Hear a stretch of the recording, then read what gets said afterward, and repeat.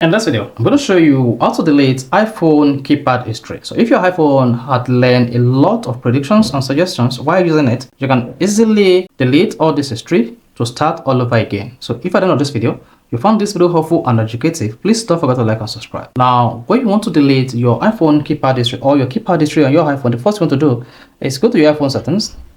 Now, on the settings page, you want to scroll down and click on General.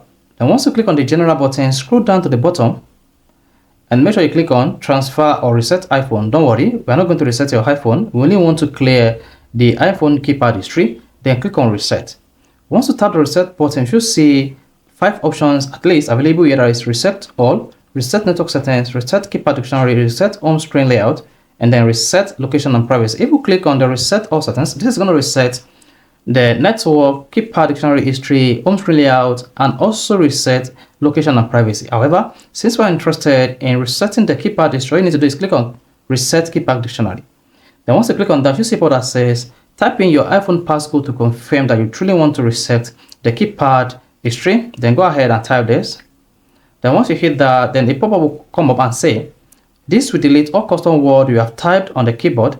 Return the keyboard dictionary to a factory default. Then go ahead and click on Reset Dictionary. There you go. Then once you click on that, your iPhone keyboard history will be reset and the keyboard will be returned back to the default settings. At this point, you no longer have any words saved on your iPhone keyboard. Again, you need to let the iPhone keyboard to start learning the new words whenever you type on the keyboard. So you can also turn on or turn off the prediction button on the iPhone keyboard. So if this is helpful and educative, please don't forget to like and subscribe.